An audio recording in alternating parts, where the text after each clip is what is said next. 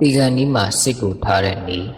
တာမန်ပုထုဇဉ်တွေအများစုကတရားမှာကြောက်ကြပါတယ်သိပြီးရင်ဘယ်ကိုသွားကြမလဲဆိုတာအင်မတန်အရေးကြီးလာပါတယ်သေဆိုတဲ့စကားလုံးကိုကြားလိုက်တာနဲ့အမိတ်မရှိဘူးလို့အများအပြားမှတ်ယူလေးရှိကြပါတယ်အကြောင်းလဲဆိုတော့ထက်မှပြောခဲ့တယ်လို့ပုထုဇဉ်တို့ကအိမ်မာကိုတောက်တဲ့အတွက်ကြောင့်ပဲဖြစ်ပါတယ်အရိယာပုဂ္ဂိုလ်တွေကြတော့မိမှန်လမ်းမှန်တွေနဲ့အယူပြီးရရှိထားတဲ့သိဉာဏ်တွေကြောင့်ဒီသေခြင်းဆိုတဲ့သဘောကိုလက်နဲ့ရှိုင်းဘောပေါက်ထားပြီးသားဖြစ်တဲ့အတွက်ဒီသေခြင်းနဲ့ကြုံတွေ့လာရတဲ့အခါမှာလူရင်ဆိုင်ရမယ်ဆိုတာအစဉ်သင့်ဖြစ်နေကြတဲ့လူတွေပဲဖြစ်ကြပါတယ်။ဘဝမှန်သမျှဟာသေပါတယ်။စာလို့ပြောတော့ယုံ nant ဖြစ်သမျှဥနာသေးလွတ်တဲ့သူဥတယောက်မျှမရှိပါဘူး။အကြောင်းဘယ်သူမဆိုအနည်းကြဥချသေးကြပေါ့တည်ရမှာပါပဲ။လောကမှာနေတတ်ဖို့တဲ့တည်တတ်ဖို့ကရေးကြီးပါတယ်။အရင်တရားဟာတက်အရွယ်ကြီးကြီးငယ်ငယ်ဘယ်သူမဆိုရင်ဆိုင်ကြရမှာဖြစ်တဲ့အတွက်တရားအထုတ်တဲ့နည်းပြိမဲ့နည်းကိုမတက်ထားခဲ့ဘူးဆိုရင်ဒီကံနည်းမှာမကောင်းတဲ့လားရဂတိနမိတ်တွေပေါ်လာတတ်ပြီးကောင်းတဲ့ဒုက္ခရိပုံရောက်ဖို့တဲ့ဆင်းရဲရတဲ့အပယ်လေးပုံကိုတွားဖို့အတွက်လမ်းကသာအလိုလိုပွင့်နေပါတယ်လို့ဆိုလိုက်ပြရစီဒါကြောင့်ပြည်ကြီးတက်အောင်ကြိုတင်ပြင်ဆင်ထားကြဖို့လိုပါလိမ့်မယ်ကုသိုလ်ကောင်းမှုတွေဘယ်လောက်ပဲများများလှုပ်ထားဒီကနေ့စိတ်မထားတတ်လို့ဘဝကူမကောင်းတဲ့သူတွေပြည်ုံတင်နီးမတက်လို့ပုရုဇဉ်တို့ဟာပြည်ပြီးဆိုရင်ပိတ္တာဖြစ်ပြိဋ္ဌံဖြစ်မရေကြသူတွေစတဲ့အပေလေးပုံကိုရောက်ရတဲ့လူသာအများပြားရှိကြတယ်လို့မြတ်စွာဘုရားရှင်ကိုယ်တိုင်ဟောကြားတော်မူခဲ့ပါတယ်။ဂျေနှစ်နေတဲ့သူဟာ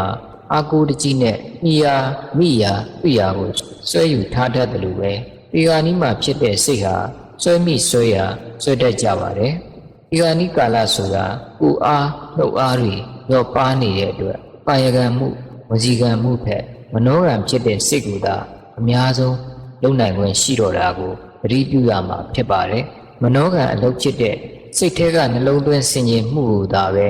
အများဆုံးအားထားမိကိုရပါလိမ့်မယ်ဒီကနေ့ဆိုတာများမလုံနိုင်တော့ပါဘူးဒါပေမဲ့လုံနိုင်တဲ့လောက်လေးလုပ်ရမှာဖြစ်တဲ့အတွက်ဣတိကြကြနဲ့မိမိရရှိဖို့အရေးကြီးပါပြီတဲ့ဒီဘဝမှာမတည်ခင်ကလေးကဘယ်အရာကိုဘယ်တရားကိုအာယုံပြုပြီးပိုင်နိုင်ကြီးဆွဲကင်ပြီးဘယ်လိုဘဝကူးမဲ့ဆိုတဲ့အချက်ကိုကြိုတင်ရွေးချယ်သတ်မှတ်ထားနိုင်ရင်တော့ကောင်းဆုံးပါပဲဘယ်အသက်ဘယ်ရွယ်မှာဘာအနာရောဂါနဲ့ဘယ်နေ့ဘယ်အချိန်ဘယ်နေရာမှာသိရမယ်ဆိုတာဘယ်သူမှကြိုတင်မသိနိုင်တဲ့အတွက်ဒီနည်းကိုကြိုတင်လေ့ကျင့်ထားဖို့လိုအပ်ပါတယ်တောင်ပုလူဆရာတော်ဘုရားကြီးရဲ့ဒီကနေ့မှတရားအားထုတ်ရင်ဆိုတဲ့တရားတော်တွေကဥပမာတစ်ခုကိုမျှဝေပေးရရင်ဆရာတော်ကြီးကခုလိုသူ့ရဲ့တကာရင်းတယောက်ကိုဝိပဿနာအားထုတ်ဖို့တိုက်တွန်းတော့တကာရင်းဖြစ်တဲ့လူကအားရာကိုအကြောင်းပြပြီးအချိန်ကိုဈေးစစ်ပါတယ်ဆရာတော်ရဲ့တရားတွေကလည်းကောင်းပါတယ်ဗျာကလေးတွေလည်းအရွယ်ရောက်ပြီးသူ့ဟာနဲ့သူစင်ပြေနေနိုင်ကြတော့မှာပဲတပည့်တော်အားထုတ်မယ်တပည့်တော်အားမဲ့ထင်ပါတယ်ဗျာတကယ်လို့ဒီကနေ့မှတရားအားထုတ်ရင်မရဘူးလားဗျာလို့ပြီးတော့ဆရာတော်ကဤကွာမင်းမမအားဘူးဆိုတော့လေဒါကမင်းသဘောပါပဲ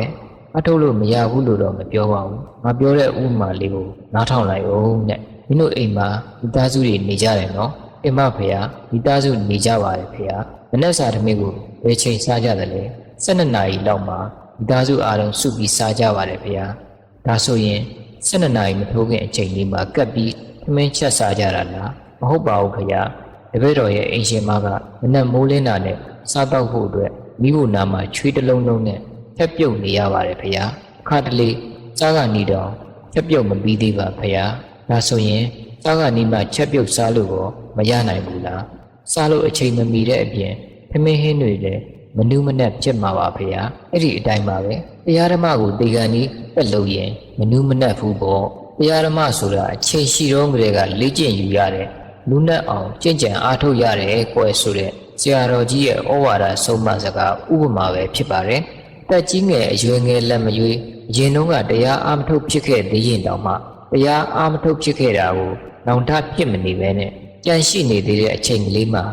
ကြနာလေ့ကျင့်ယူထားဖို့လိုပါလိမ့်မယ်အဲ့ဒီလိုတေကန်ဒီမှာစိတ်ကိုဘယ်လိုထားရမယ်ဆိုတာနဲ့အဆက်လို့ဟိမာနန္ဒဝိဟာရကျောင်းပညာပထမရန်တီရိတ်တာဗရဏနာယက ကမ္မထာနာစရိယဆရာတော်ဥက္ကန္တဩချထားတာရှိပါတယ်ဒီကနေ့မှာ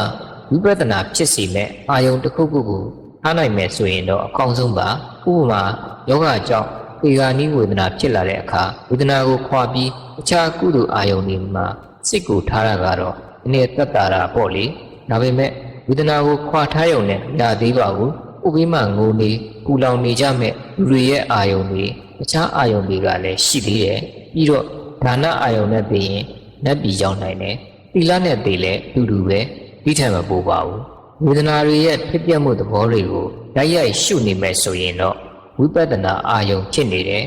ဒီလိုအချိန်မှာပါရမီလည်းရှိလို့ဉာဏ်လည်းရင့်ကျက်ခဲ့မယ်ဆိုရင်ဒီကနေ့မှကပ်ပြီးအမတ်တဖို့လည်းစိုက်သွားနိုင်ပါတယ်အဲ့ဒီလိုမှအမတ်တဖို့လည်းမစိုက်ဘူးဉာဏ်လည်းမရဘူးဆိုရင်လူပြည်နတ်ပြည်ရောက်နိုင်ပါတယ်ခုနကကုသိုလ်အာယုံတစ်ခုခုနဲ့သိရင်လည်းလူပြည်နတ်ပြည်ရောက်နိုင်တာပါပဲဒါပေမဲ့ဘာကွာသွားလဲဆိုတော့ကုသိုလ်အာယုံလောက်နဲ့နတ်ပြည်ရောက်သွားတဲ့သူကနတ်ပြည်မှာပျော်စရာနဲ့တွေ့ရင်ပျော်စရာတွေဘက်ပါသွားပြီးတရားအမထုတ်ဖြစ်တော့ဘူးဝိပဿနာအာယုံနဲ့ရှုမှတ်ပြီးတည်ခဲ့တဲ့သူကလူဘုံနတ်ဘုံတွေရောက်တဲ့အခါမှာလည်းမိမိလျော့လျော့မဖြစ်ပဲဝိပဿနာတရားကိုဆက်ပြီးပွားများအားထုတ်လိုက်တဲ့အခါတရားသူတရားမြတ်တွေမဉ္ဇဉ်ဖူဉ္ဇဉ်တွေရသွားနိုင်တယ်အဲ့ဒီလိုကြွားချမှုရှိပါတယ်အခုတရားစခန်းတွေမှာဝေဒနာတွေရှုနေတာဆိုတာလည်းတည်ကျင့်နေတာနဲ့အတူတူပဲပေါ့ဒါပေမဲ့အဓိထားရမယ့်အချက်ကအရင်ကဝေဒနာတွေရှုမှတ်ပွားများပြီးဝေဒနာတွေကိုလွှမ်းမိုးအောင်ရှုတတ်မှတ်တတ်ဘူးပေမဲ့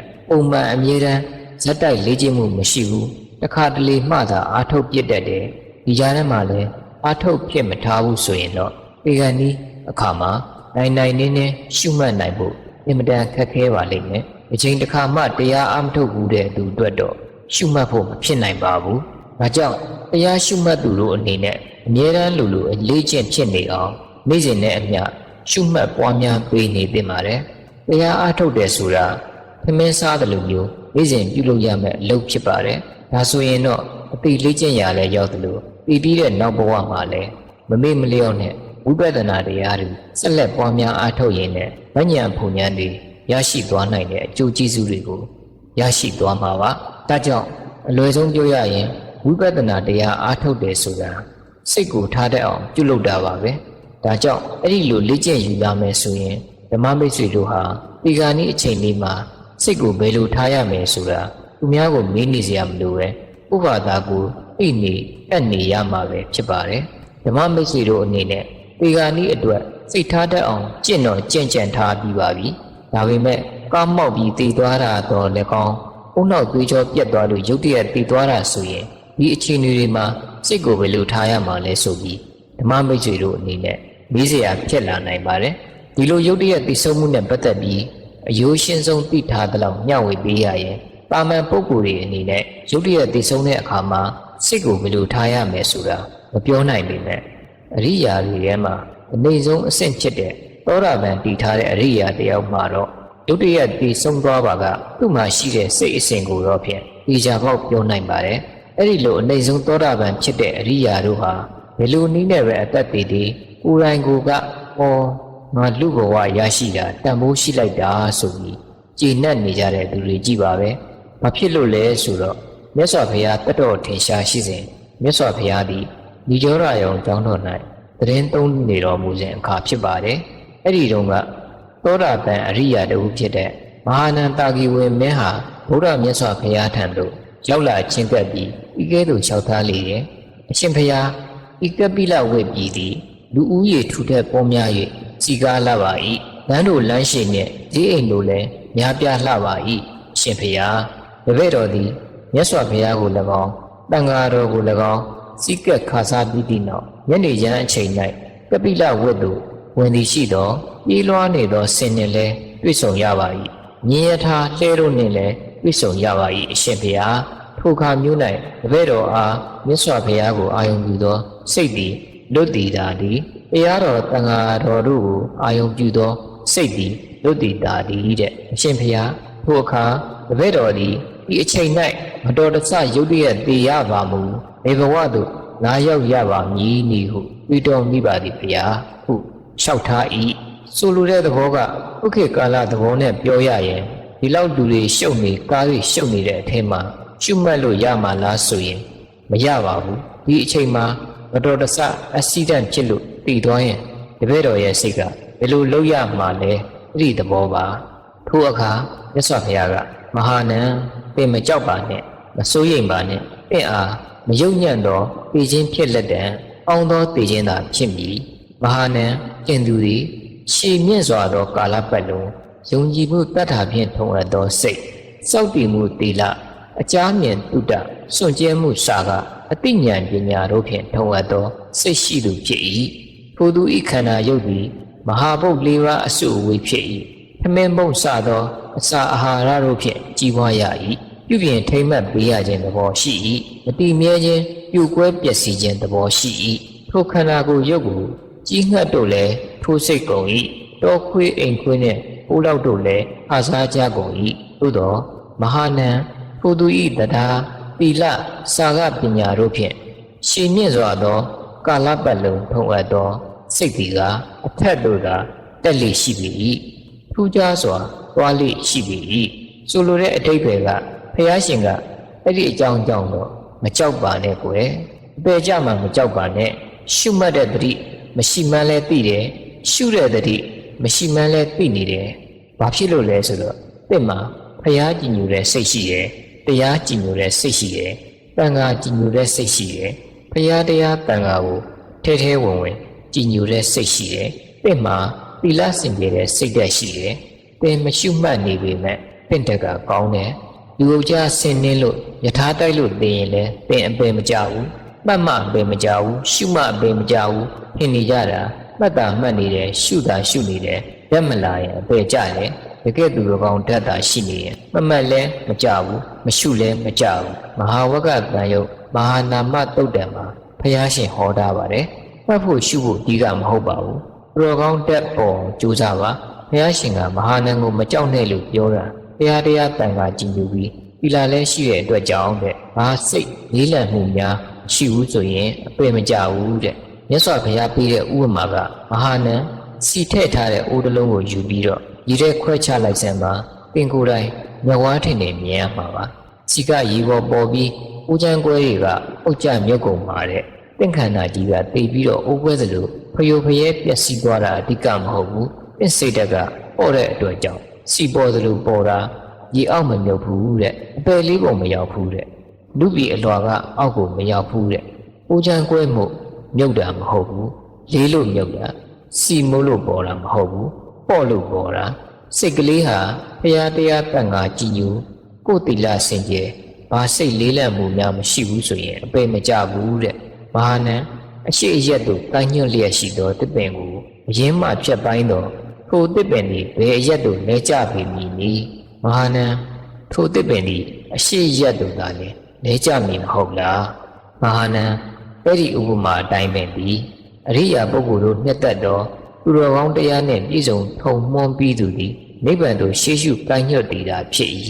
ထို့ကြောင့်မဟာနံစိုးရင်ကြောင့်ကြမဖြစ်ပါနဲ့အင်းဤတည်ခြင်းသည်ကောင်းသောတည်ခြင်းဖြစ်လက်တံသင်ဤလာရဂတိသည်မယုံညံ့သောဂတိဖြစ်လက်တံဟုမိန့်ကြားတော်မူခဲ့ပါသည်အကျဉ်းချုပ်ရရင်တော့အသက်ကြီးငယ်အရွယ်ငယ်လက်မရွေးရင်တုန်းကတရားအာမထုတ်ဖြစ်ခဲ့သေးရင်တောင်မှတရားအာမထုတ်ဖြစ်ခဲ့တာကိုနောင်တဖြစ်မနေဘဲနဲ့ကြန့်ရှိနေသေးတဲ့အချိန်ကလေးမှာယုံယုံကြည်ကြည်နဲ့လုံလဝရိယစိုက်ပြီးကြင်ကြံကြိုးစားအားထုတ်ရင်ဝိပဿနာဘာဝနာတရားကိုကြာကြာနာနာလေ့ကျင့်ယူထားပြီးတဲ့သူတော်ကောင်းများဖြစ်ကြပါစေလို့ဆုတောင်းရင်ဤဓမ္မစာစုကိုဖြန့်ဝေလိုက်ပါတယ်ခန္ဓာ၅ပါးတူကာယချမ်းမြေ့တရားတွေ့နိုင်ကြပါစေ